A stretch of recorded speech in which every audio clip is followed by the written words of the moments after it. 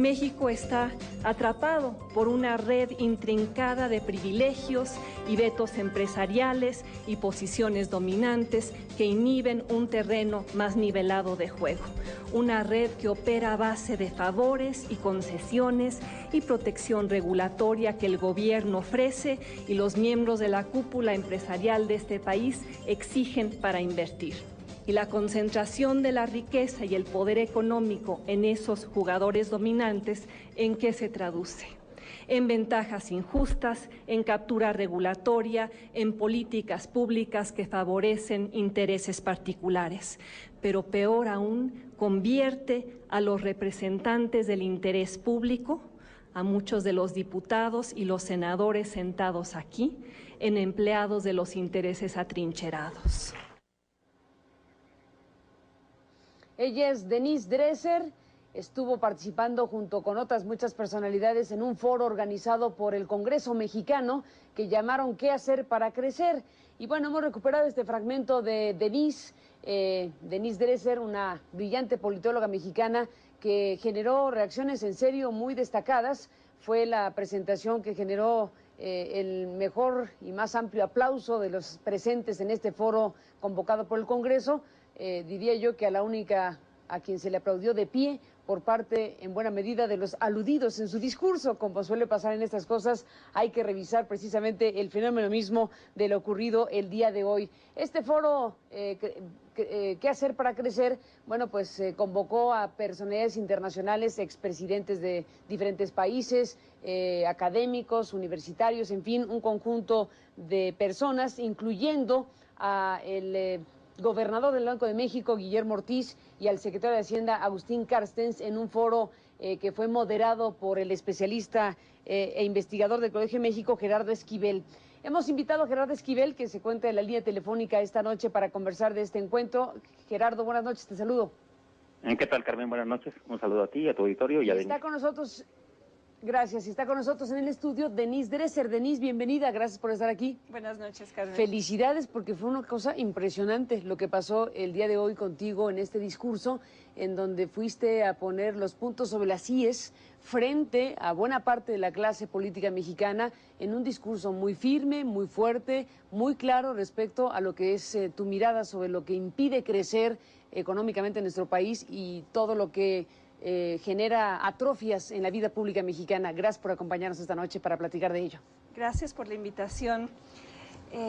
Fue de esos momentos en los que quizá quienes me están viendo lo entiendan, que yo sentí que estaba ahí precisamente para mandar ese mensaje, que se me había abierto la oportunidad de llevar al foro una voz ciudadana, una voz de alguien que no es solo académica, que vive y padece los abusos del poder en este país, y que fue la oportunidad para tratar de mandar el mensaje de por qué no crecemos. Más allá de la retórica de este foro, centrarnos en las variables estructurales, aquello que vengo explicando desde hace años, el hecho de que somos una economía oligopolizada, una economía concentrada, con cuellos de botella en sectores cruciales para el desarrollo de México: telecomunicaciones, servicios financieros, energía, transporte.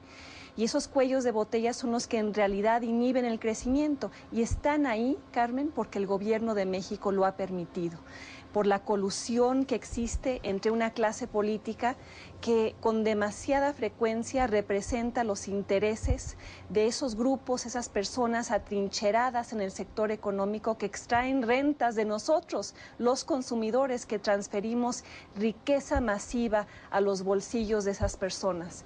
Y mi idea era mandar un mensaje a los que se dicen nuestros representantes, de que en realidad no nos están representando otros intereses, y por eso el país no crece.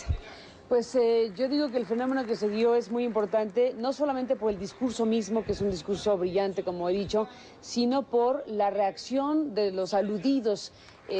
Vuelvo a comentar que cuando terminaste tu discurso, se pusieron de pie y te aplaudieron, como no lo hicieron con ningún expresidente, como no lo hicieron con Felipe González, con Ricardo Lagos, lo hicieron contigo, que fuiste a decir cosas como las que nos estás comentando en este momento. ¿Qué piensas cuando ves esa reacción de la clase política mexicana a quien te estás dirigiendo y a quien estás señalando lo que no está haciendo? Pienso varias cosas. En primer lugar, que o son masoquistas o no se sintieron aludidos, pensaban que quizá me estaba refiriendo al senador de al lado o al diputado de atrás. O también quisiera pensar que lo que yo dije encontró resonancia ahí, que muchos pensaron, es lo que yo quisiera decir, pero no me he atrevido a decir. Estoy cansado de que mi bancada, de que mi partido, de que mi candidato presidencial me obligue a doblegarme, ya sea frente a los intereses de Televisa o Televisión Azteca o Carlos Slim o Ricardo Salinas Pliego, y que encontraron quizá, espero, tengo esa pequeña esperanza, en mi voz encontraron también la suya. Ahora, tú nos acabas de decir algunas cosas. Duró 25 minutos tu discurso, fue más largo que los otros, pero ¿quién te va a reclamar en este momento? ¿Dónde encuentras que esta reacción de quien estaba siguiendo el discurso, que bueno, se siguió el canal del Congreso, básicamente quienes lo seguimos ahí lo pudimos apreciar, pero los que estaban presentes en el recinto aplaudieron, no solo al final, sino aplaudieron en momentos específicos? Uno de ellos, cuando tú cuestionaste la representatividad de los representantes populares, digámoslo así, les dijiste básicamente empleados de los intereses atrincherados, y ahí otra vez una reacción. Mira, porque hay ejemplo tras ejemplo. Yo mencioné 5, habría 30 más. Uno de ellos, quizá uno de los más emblemáticos, es la forma en la cual se aprobó la famosa Ley Televisa.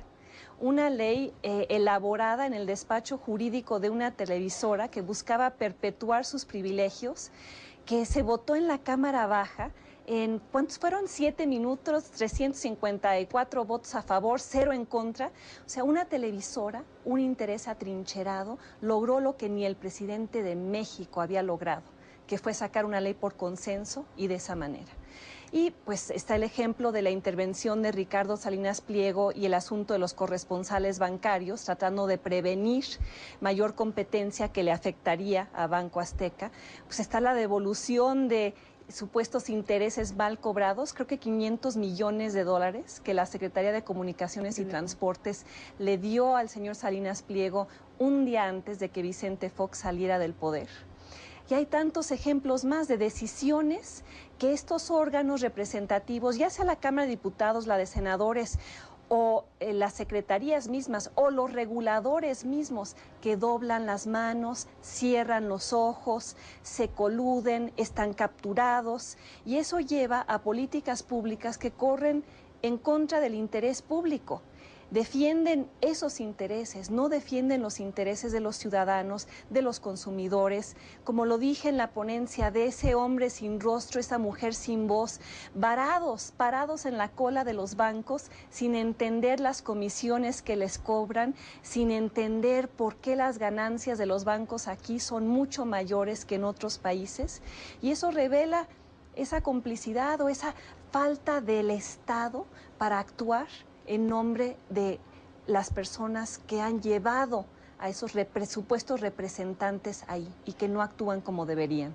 Gerardo Esquivel, tú estuviste como moderador de una de las mesas que más expectativa generó, por supuesto, en este foro organizado por el Congreso, que reunió nada más ni nada menos que al gobernador del Banco de México, Guillermo Ortiz, y al secretario de Hacienda, Agustín Carstens. Ese foro, esa mesa que dio las primeras planas del día siguiente, en donde se reconoció con todas sus letras el tema de la recesión y la mirada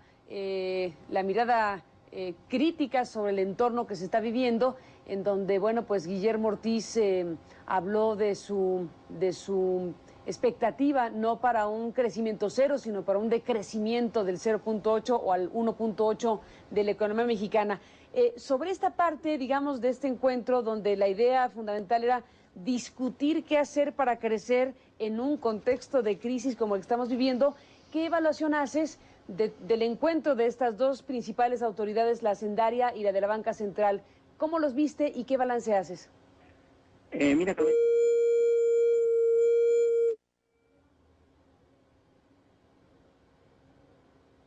tenemos algún problema con el audio, que se nos interpuso aquí un sonido que nos impide escucharlo, pero bueno, ahorita regresamos con Gerardo.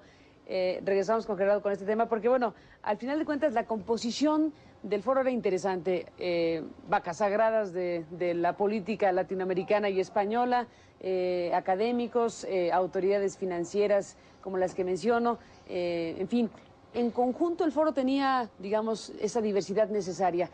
¿Con qué te quedas, Denise, después de haber dicho lo que dijiste, visto lo que viste, sobre si el foro, si lo que ahí se dijo, generará realmente una acción en políticas públicas, acciones legislativas? ¿Crees que será algo más que un foro? Mira, uno de los mensajes más interesantes que mandó esa sección del senadores sentados aquí en empleados de los intereses atrincherados. Ella es Denise Dresser, estuvo participando junto con otras muchas personalidades en un foro organizado por el Congreso mexicano que llamaron ¿Qué hacer para crecer? Y bueno, hemos recuperado este fragmento de Denise Dresser, una brillante politóloga mexicana que generó reacciones en serio muy destacadas. Fue la presentación que generó el mejor y más amplio aplauso de los presentes en este foro convocado por el Congreso. Diría yo que a la única a quien se le aplaudió de pie por parte en buen económico en esos jugadores dominantes, ¿en qué se traduce? En ventajas injustas, en captura regulatoria, en políticas públicas que favorecen intereses particulares. Pero peor aún, convierte a los representantes del interés público, a muchos de los diputados y los senadores.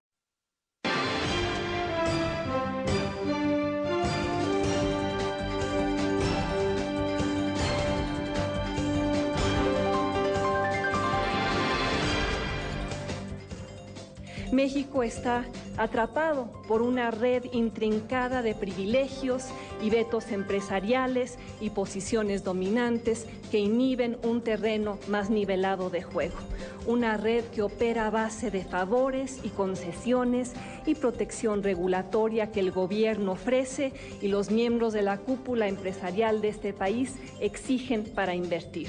Y la concentración de la riqueza y el poder